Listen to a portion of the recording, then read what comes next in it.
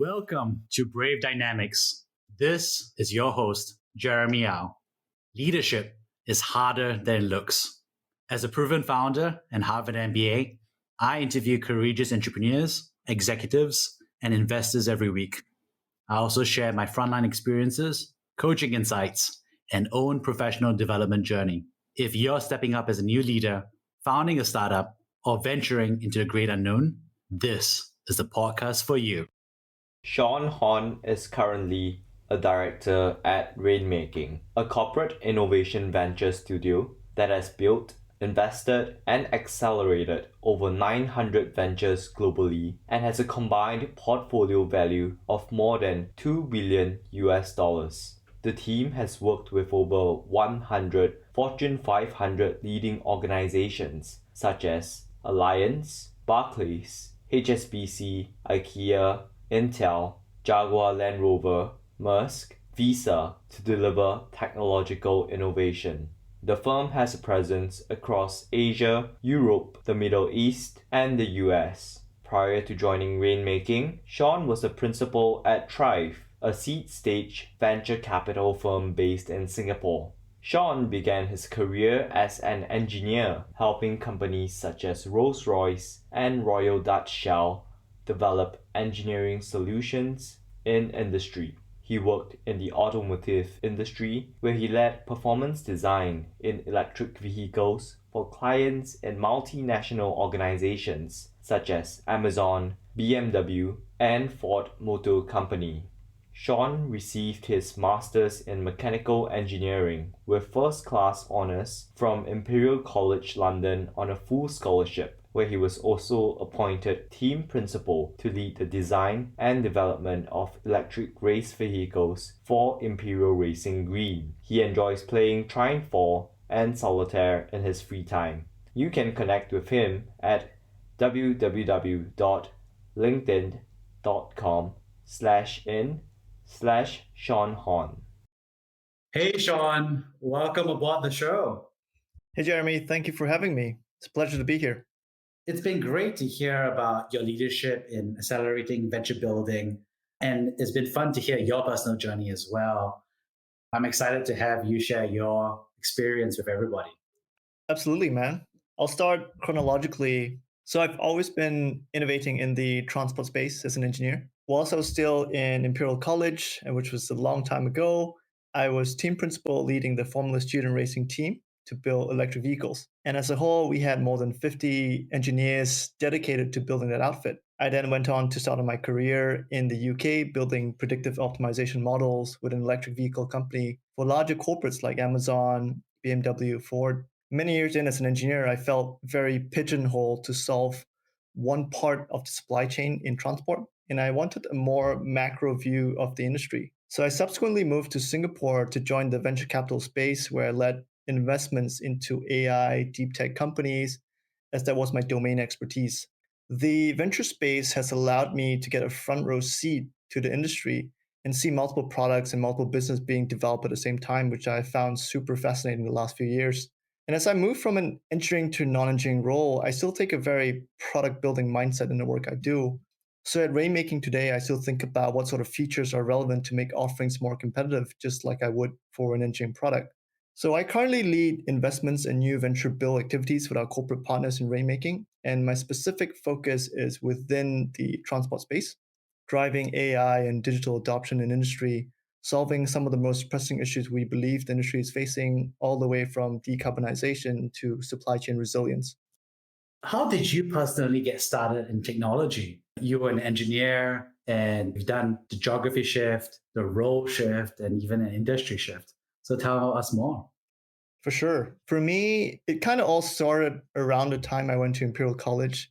And Imperial is a very engineering heavy school. And I went there for my undergrad, where I read my master's in engineering. And for a bit more context here, in the engineering world, engineers are always made to work in teams. And this is because it's extremely difficult to build one product by yourself. And most products are built in modular forms by different engineers and integrated together after. And I find this is also quite analogous to the business world, really, because we don't see anyone building businesses on their own. I had a lot of opportunities to work in teams. And I think one of the things that we did really well was align on process, outcome, priorities, because otherwise the chances of us getting to the end point on budget and on time was pretty slim. So this is true whether you're in a team working with X number of people or you're a manager trying to integrate different components together. So at Imperial, I remember we were consistently thrown in teams of at least 4 to 6 people that we couldn't pick to build products. So I've built miniature hovercrafts, I've built an electric scooter, I built a racing grade electric motor test rig, I've built an electric motorbike. And I find that to successfully build anything as a team, as a whole, we need to understand who and where people's strengths lies, where their weaknesses are, and what their preferences, and aligning all of it together. And in simple terms, what it is, it's just setting out and defining roles and responsibilities. Who's delivering what? Is someone doing the finite element analysis? Is someone doing the computational fluid dynamics? And I think this is a fairly standard process most teams operate in, but I think slightly less straightforward in the business world to navigate in. This is because for non-technical skills, there's usually an outside of your control component to it. So I'll elaborate a little bit here. In an engineering world, the measure of which you can design a jet engine or not is pretty simple. It's largely binary. You probably can do it or you probably cannot do it. There's little external influence. In a business world, the measure of whether or not you can sell a product to a client is more complex. So even if you could do it, the client has to be willing to pay, which you have little control over. So you could be pretty good at that skill, but the outcome might not come across that way. It might just not show that. So moving to the non-technical roles, I've really learned to view systems more holistically and better understand root causes before passing an opinion and to avoid implementing fixes that only cure symptoms. And I circled this back to what I've learned. I've had a lot of fun building real cool products in my life. And I think I'm really grateful that I never had to do it alone. I've always had amazing talents, friends, colleagues, peers, delivering pieces where I couldn't or didn't know how to. What's clear to me here is that there's a lot of mutual trust and belief, and without which, as a team, we would have never gotten to our objectives. That's such an interesting transition. I'm curious, what other transitions does an engineer need to have in order to transition from an engineer mindset to the roles that you just described?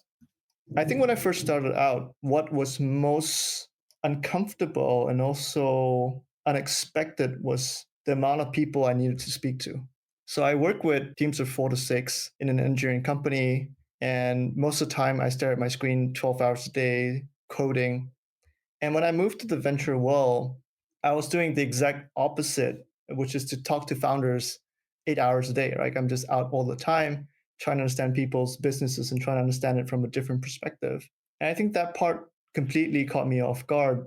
And I think that's one of the things that I think most engineers would not be super aware of moving into the venture space. How did you accommodate that shift over time, right? Such a mentality accompanies the job shift. How did you come about and improve yourself to come to terms with that change? To be honest, Jeremy, I had really good role models here. I'm not going to lie. There are few people that I can think of. The first person would probably be Yiming from TRIVE Accelerator. He is an amazing individual because he's super congruent as a person, where his thoughts and his actions are so aligned, and he understands what he needs to do. And he's shown me time and time again how much stamina he brings to building his own business. And the other person that has taught me a lot is Gavin Theo from Altara Ventures, the previous partner at B Capital. Every time I speak to Gavin, he has this amazing ability to make me feel like I'm $1 million.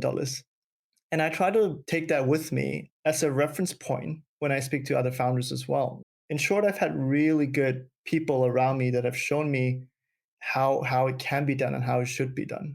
So you shared quite a few of the challenges that you had in changing your mindset and transitions you've had to overcome. Are there any particular stories or experiences about adversity that you overcame?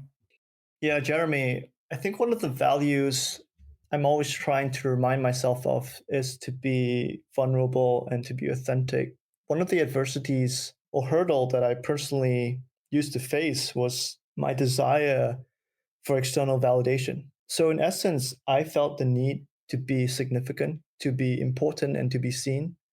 And I would compensate by doing things that were ambitious, challenging or were perceived to be the right thing to do because I wanted that validation, whether from my parents, my family, my friends. And I'm talking about a little bit about this because I don't think I'm the only one to go through it, especially coming from an Asian upbringing. I think we live in a society where our identities and our values are not found easily because our attention is caught up elsewhere. We're so excited about all the accolades that we receive and the news of people's success in the media, and not knowing who we are makes it more difficult for us to be grounded as individuals. I'm really fortunate that I've had many coaches and more recently engaged a personal coach earlier this year to help me work on the issues that I face.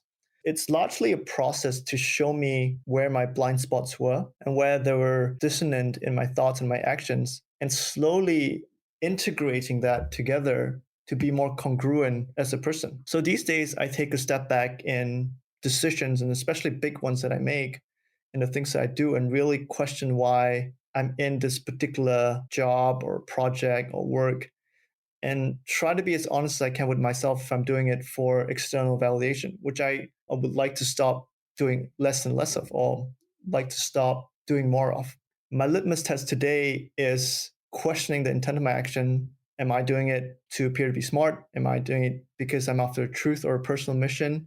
And I find that the more I align my personal growth with the work I like to learn and do, the less I worry about external noises. And so this is my work in progress to being more authentic as a person. External validation is very much, a big feature in the technology world, right? Founders are under press, VCs are under press for their insights. Just fed, by social media and the press and what we tell each other, and the conversations that we have is like, oh, did you know A person raised? Did you know B person raised? How do you think about the advice you would give to people who are trying to come to terms with external validation as the metric that we all seem to hear versus the internal traction and progress that needs to be made on the actual business and the work itself? So I think it's a misconception to decouple the system, and you almost have to view it in totality, right? So what appears in the news and the work being done behind the scene has to be considered together. So the misconception people bring or view the space that we're in, whether startup raising money or being the VC space, is that it's super prestigious. Because from the outside, like you said, there's so many great news about people raising bigger funds, people raising bigger Series A rounds, B rounds, and these are fantastic news. But I think what people are not cognizant about is the fact that those are signal of the beginning of work. So if a VC has raised a new fund, there's a lot of pressure on deploying it into the right company and returning capital to LPs. If a VC has invested money into a company, they're now in a contractual relationship with this company for the long run, whether up or down, a sickness or death, or 24/7, COVID, no COVID. It's basically a marriage. So I think what it is, it's easy to look at the landscape we're in and think it's amazing. But if we think about the work that needs to be done and view it as a totality, that's a more moderated view and more objective reality of the landscape. What support or resources would you recommend for people who are considering a journey similar to yours? Jeremy, this is my favorite question, man. So first of all, I should obviously subscribe to the Brave Dynamic podcast. Secondly, this is something I think about a lot. So I like reading. I read a lot of books. And one I recommend a lot is Hard Thing About Hard Things by Ben Horowitz. It's a detailed and humanizing encounter of Ben's time building companies. And we go back to people talk about the pros of starting a business quite often. But Ben talks about the difficulty that confront leaders every day when they're in that position. The other one I really enjoy is the Tim Ferriss Show. It's a podcast by Tim Ferriss where he interviews world-class leaders and experts on their mindset and tools that they use to get to where they are. Probably not all episodes are relevant because he interviews a wide range of audience. So we'll have to pick themes that we enjoy and kind of start from there.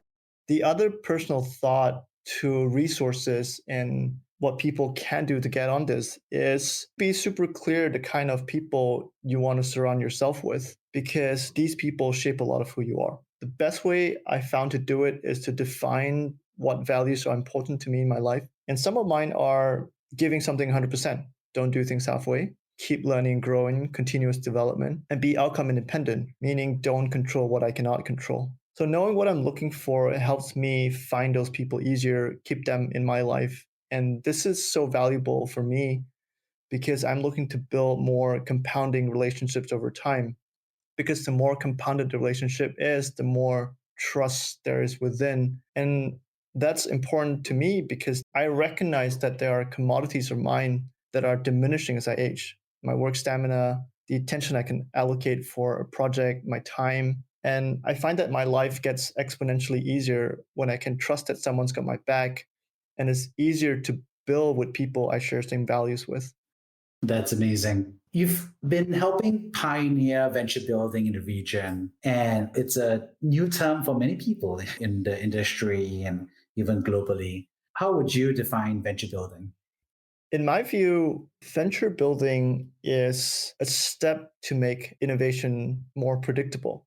And which is also the journey I'm on, is to find more consistent ways to add value into ventures. So I'll take you through my thought process. So if you think about venture capital being the 1.0 model, and their value add is effectively capital. They can deploy a huge amount of capital very quickly into companies. So the question I have is, once a venture capitalist has invested into a company, are these companies growing because the VCs are continuously having more and more input to them? Or are these companies going to grow regardless of the input of the VCs?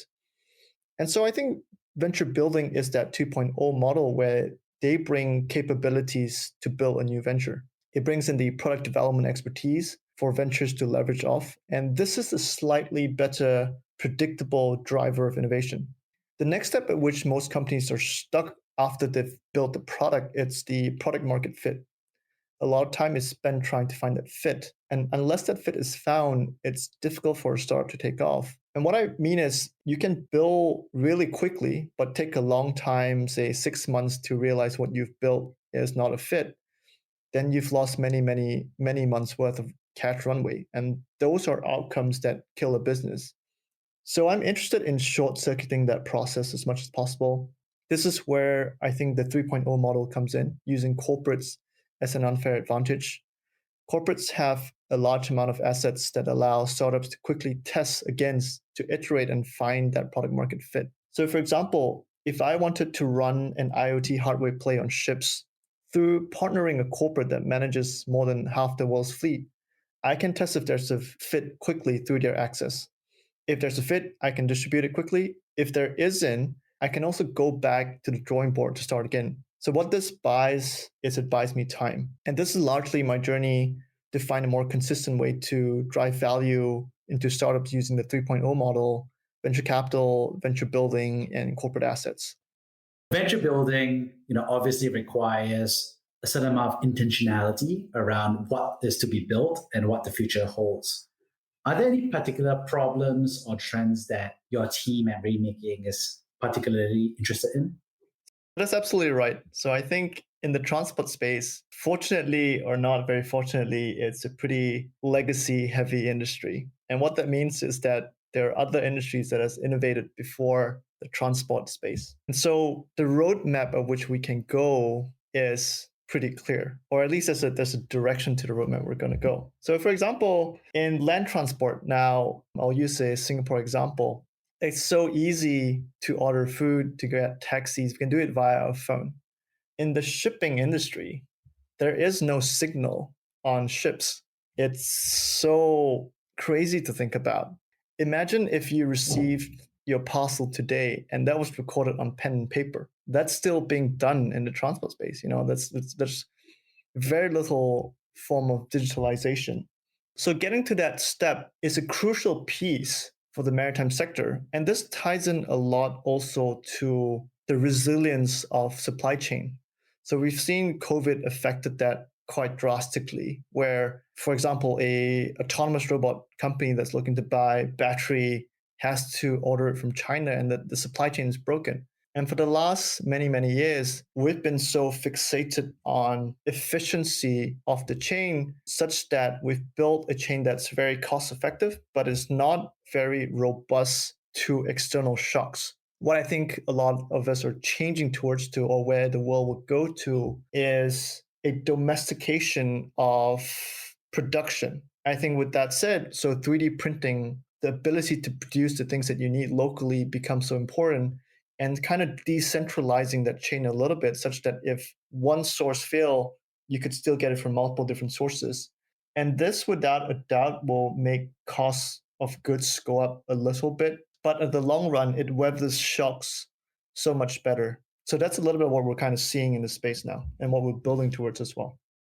There seems to be a war between the incumbents and the disruptors, right? Those that have the whole legacy infrastructure, the operations, the expertise, Goliaths. And then we have the Davids, right? We see the VCs funding, small startups that are starting from scratch and recreating last mile delivery, recreating their own networks. How do you think this story plays out? So with corporate venture building, a large part of our thesis is what if there's no battle between the incumbents and the innovators, right? And that's the whole point of combining innovation, which is startups, and corporate assets. We've seen a huge amount of support and willingness to work together from the corporate partners that we work with. And some of them are Williamson, Mitsubishi, Cargill, some of these global players.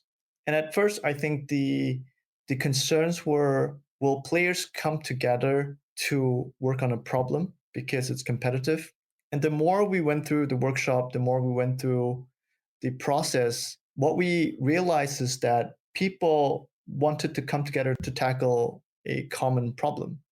One of them is decarbonization. The other is supply chain resilience. And we're seeing so many corporates, incumbents in this case, willing to work with startups to find better ways of doing things. And so in our thesis, there is no battle. In our thesis, there's a real co-creation going on, and there's real collaboration going on.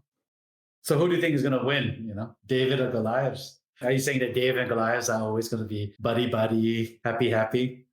So the thesis here is that we're venture building companies that can be potential revenue generating business units for the corporates. So ultimately, whatever business units these corporate have cannot weather the storm indefinitely. So 10 years down the road, 15 years down the road, their revenue will continue to decline. So they need new innovative business units to come in.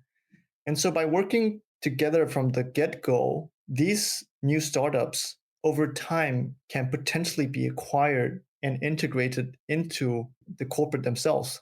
And so David and Goliath teaming up to beat up another Goliath, right? Climate change, exactly. So I think a big frustration for so many startups is that reach out to corporates, and corporates have those conversations which say, oh, we have this thesis, we would like to do that. And then it drags on, right? It becomes conversation after conversation, lots of politics to manage through. So a lot of startups are basically saying, forget about partnering up with the big guys up front. Let's go smaller, or let's build it ourselves using VC money to replicate whole stack, because the alternative is waiting on corporate champions that don't show up. What do you think about that? So I think from a building perspective, it's a trade-off that should be considered. I think one has higher risk, which is to build it yourself. And then it comes back into, if you can find product market fit really quickly, that's great. And the other one has lower risk, but you deal with a lot of, like you said, policies internally and some red tapes, right? What we try to do is to minimize that as much as possible. And that is by putting decision makers on the table with this and people that have already aligned an objective that we want to do it. If that isn't clear up front, then every subsequent step we take becomes very tricky.